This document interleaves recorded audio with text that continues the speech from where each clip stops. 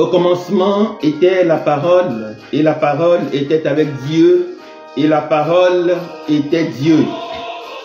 Seigneur, nous le cessons. Maintenant, aussi nous prend.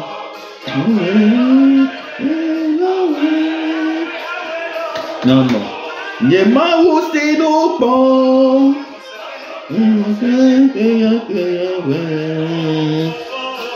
Faux, c'est nos saints. Le Dieu est puissant. Il est le tout-puissant. Quelles que soient les situations, Yema aussi nous prend. J'espère en lui.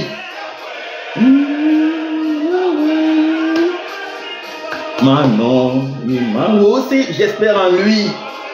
Le tout-puissant. Il le fera à coup sûr.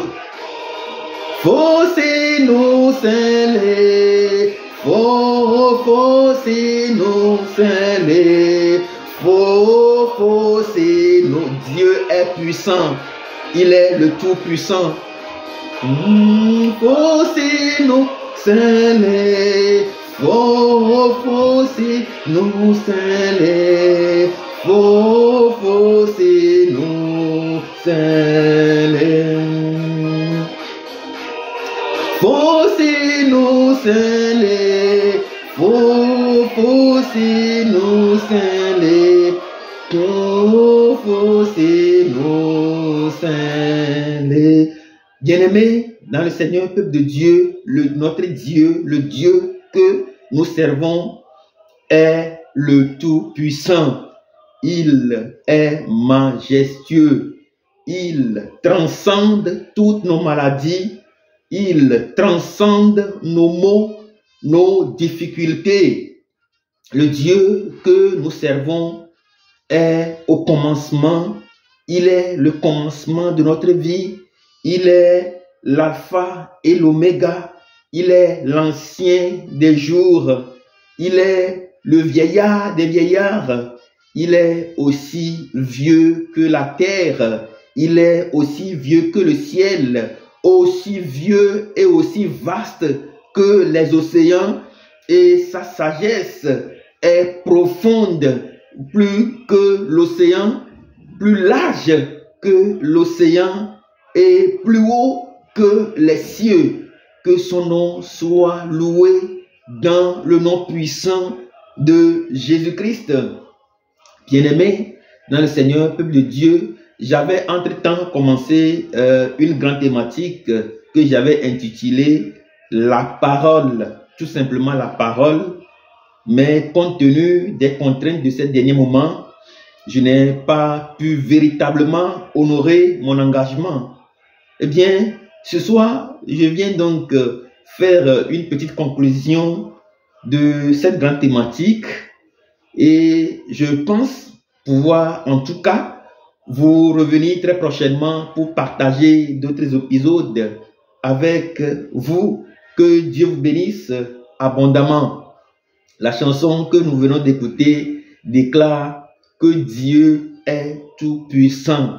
Quelles que soient les situations, quelles que soient les difficultés, quel que soit ce que nous traversons, eh bien, nous espérons en lui qu'il fera le nécessaire pour nous dans le nom puissant de Jésus-Christ.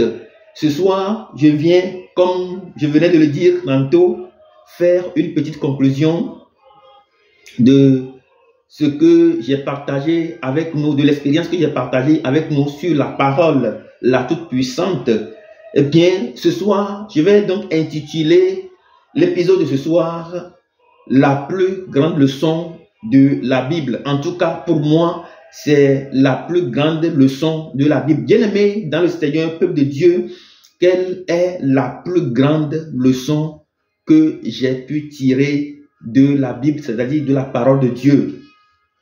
Dans le livre de Genèse, ou bien le tout premier commandement de Dieu dans Exode 20, nous lisons, si nous pouvons le résumer ainsi, tu adoreras Dieu et tu l'aimeras plus que tout. Et Jésus lui-même l'a dit dans les évangiles, tu aimeras Dieu de toutes tes forces, de toute ton âme, de tout ton esprit, de tout ton cœur, et tu aimeras ton prochain comme toi. C'est ce que Jésus-Christ a déclaré. Mais quand la Bible déclare que tu adoreras Dieu et tu l'aimeras plus que tout, ça veut dire quoi?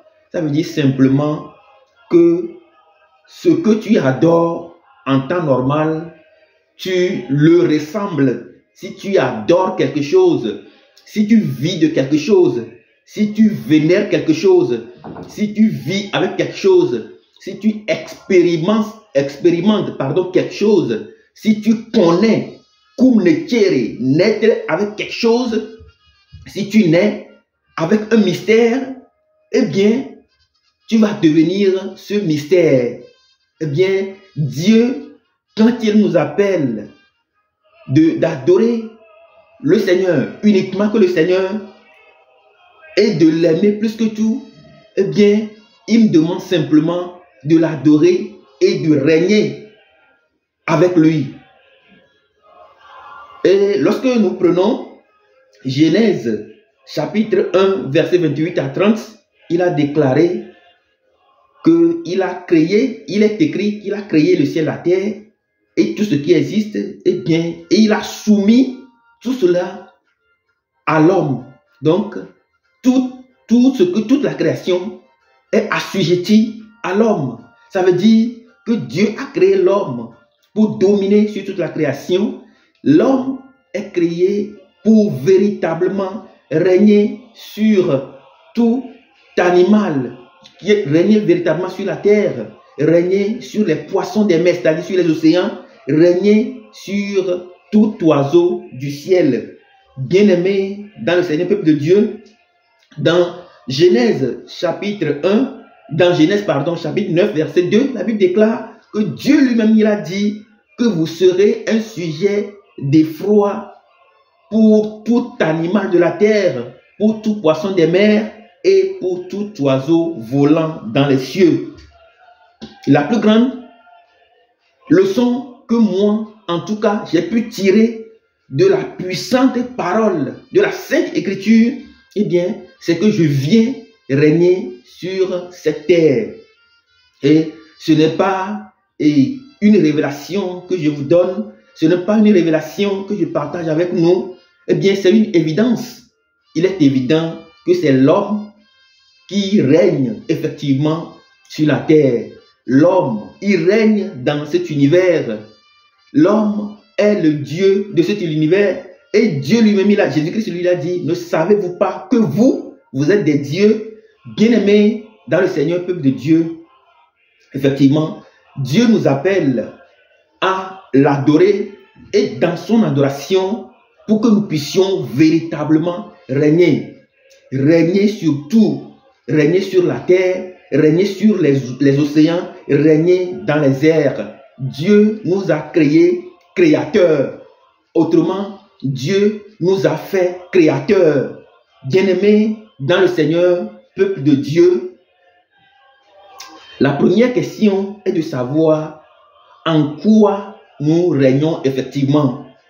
En quoi je règne? Dans quel domaine, moi, personnellement, je suis appelé à régner? Avez-vous essayé de réfléchir une fois à cette question? Je l'ai fait en 2010 ou 2011, je ne me rappelle plus. Et je me suis dit, par exemple, en Afrique, nous avons des grands rois qui ont régné. Dans leur royaume, s'ils parlent, personne ne peut parler. S'ils se taisent, eh bien, vous pouvez entendre même le bruit d'une mouche. Bien-aimés dans le Seigneur, peuple de Dieu, je nous laisse quelques instants imaginer comment les grands rois ont régné en Afrique. Comment Béhanzin a régné au Bénin. Comment le roi Agopoli a régné au Togo. Comment les grands rois ont régné en Afrique. Ils étaient très puissants. Ils étaient incontournables. Tout leur était assujetti. Bien-aimés dans le Seigneur, peuple de Dieu, nos ancêtres ont effectivement régné. Ils ont régné et même la plupart d'entre eux ont réussi à sauvegarder des terres que nous autres, nous avons hérité aujourd'hui. Ils ont régné, ils ont terriblement régné et ils ont même marqué leur territoire. Vous ne pouvez pas entrer très facilement sur un territoire dans le temps. Pour entrer dans un territoire marqué par un roi, eh bien, vous devez passer par des négociations sur des négociations.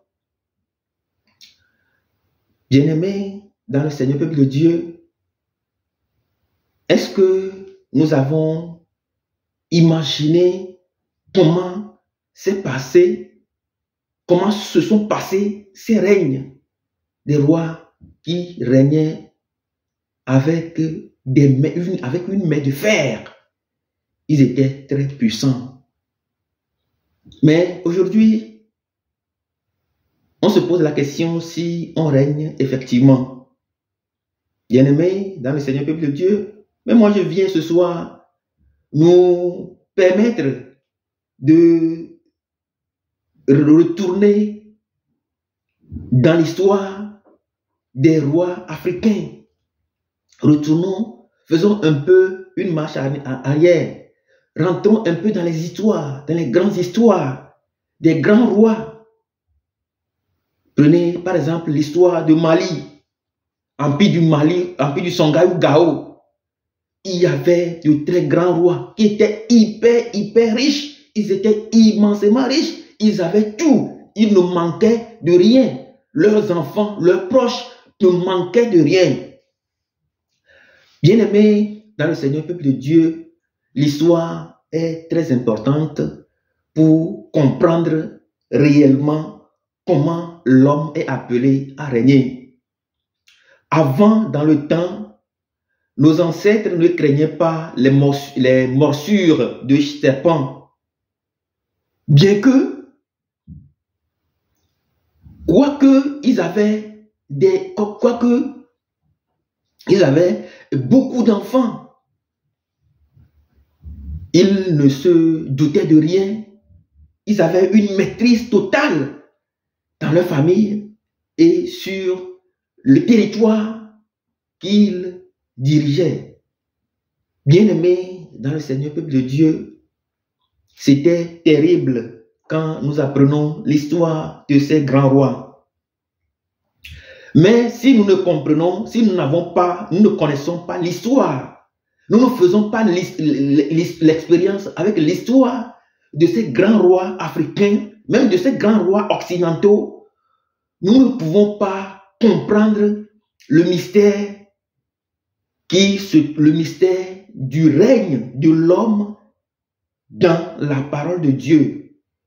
Le règne que nous sommes appelés à manifester sur la terre va donc au-delà de ce que nos ancêtres même ont fait, au-delà de ce que les grands rois ont fait.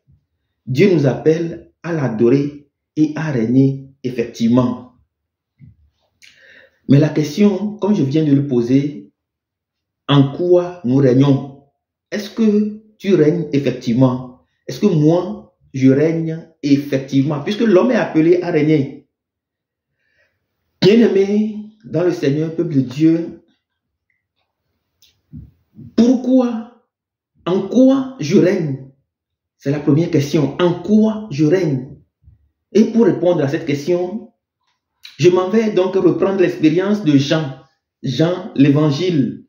Dans l'évangile chapitre 1, il a déclaré, de Jean chapitre 1, il a déclaré au commencement était la parole, et la parole était avec Dieu, et la parole était Dieu. Jean a fait une expérience avec Dieu. Il a communiqué avec Dieu.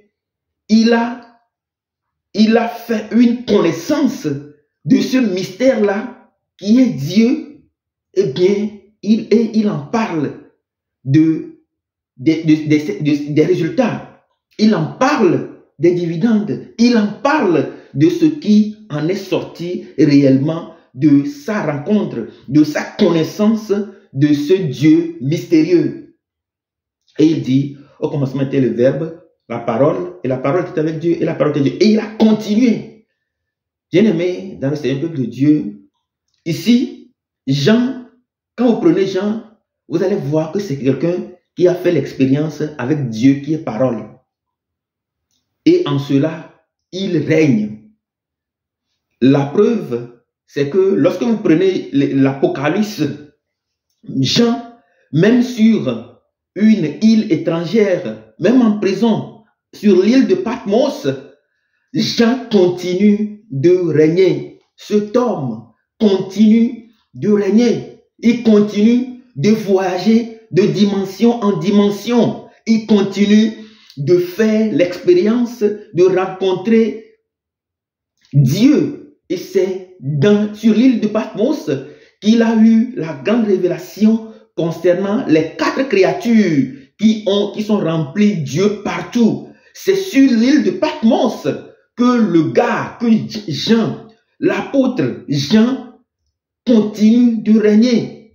Sur l'île de Patmos, il a eu la révélation des 4 grandes créatures remplies Dieu. Sur l'île de Patmos, il a eu l'expérience des 24 vieillards qui sont autour du trône de l'Éternel. Sur l'île de Patmos, il a entendu la voix des 4 êtres, la voix des 4 êtres vivants. Il a entendu la voix des 24 vieillards. Sur l'île de Patmos, il a rencontré son ange gardien, un ange mystérieux qui lui a remis un rouleau. Bien-aimé dans le Seigneur peuple de Dieu, ça ne s'arrête pas là. Sur l'île de Patmos, Jean a fait de très grandes découvertes. Dans son règne, il a fait de très grandes découvertes. Il régnait en telle enseigne que même en chauffant, ils ont réussi à chauffer de l'eau et ils l'ont plongé dans cette eau. Jean n'est pas mort parce qu'il règne avec ce qu'il a découvert. Il règne avec cette découverte. Quelqu'un qui a voyagé dans les dimensions, de mystère en mystère. Quelqu'un qui a fait rencontre avec les 24 vieillards. Quelqu'un qui a fait rencontre avec les 4 créatures remplies de Dieu. Quelqu'un qui a fait rencontre avec les anges les plus mystérieux. Eh bien, il règne effectivement. Et il le dit si bien, il dit que c'est la parole qui lui a permis, la parole qui est au commencement, c'est cette parole-là avec qui il a vécu, c'est cette parole-là qu'il a expérimenté, c'est cette parole-là qui est Dieu, comme il le déclare lui-même. Sur l'île de Patmos, il a régné. Sur l'île de Patmos, ils ont même chauffé de l'huile bouillante. Ils l'ont plongé dans l'huile bouillante et Jean n'est pas parti. Il ne pouvait pas. La mort n'avait plus de puissance sur lui. Ils l'ont même mis dans le four crématoire. Mais Jean régnait tellement que son règne était tellement puissant qu'il ne pouvait pas, la mort ne pouvait pas avoir raison de lui. Bien-aimé dans le Seigneur, peuple de Dieu, en quoi nous régnons, nous, aujourd'hui? En quoi tu règnes? C'est la première question que je nous pose. Si nous avions effectivement rencontré le Seigneur, je ne parle pas d'église ici, je ne parle pas de notre rencontre avec l'église, non. Je parle de la rencontre avec le vrai Dieu. Rencontrer Dieu dans sa dimension mystérieuse. Rencontrer Dieu le Tout-Puissant. Rencontrer Dieu qui est la parole est une expérience à part. Quiconque rencontre le Seigneur n'est plus le même. Bien-aimé dans le Seigneur peuple de Dieu, la deuxième question que donc je m'en vais nous poser, c'est pourquoi nous ne régnons pas? Pourquoi aujourd'hui nous ne régnons pas?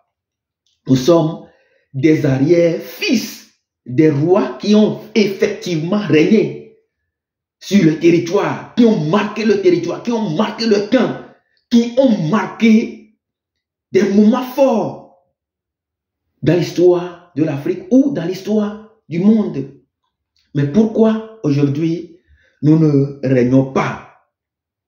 Pourquoi aujourd'hui nous avons des problèmes d'ordre économique?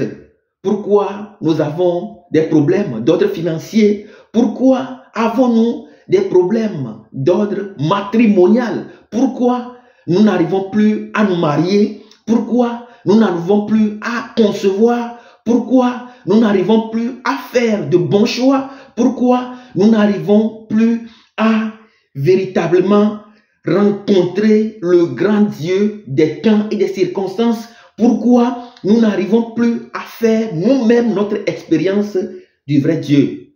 Je m'en vais nous répondre très rapidement. En fait, il y a un problème.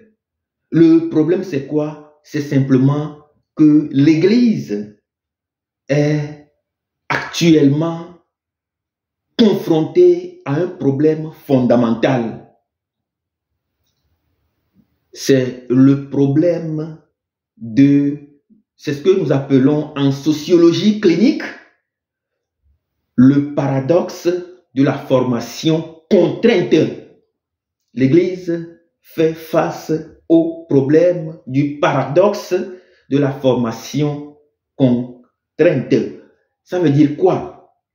Ça veut dire que nous faisons nos propres expériences, nous avons des difficultés, nous traversons des situations, des moments difficiles, fous, des moments périlleux, des moments très difficiles, dans tous les sens, dans tous les domaines.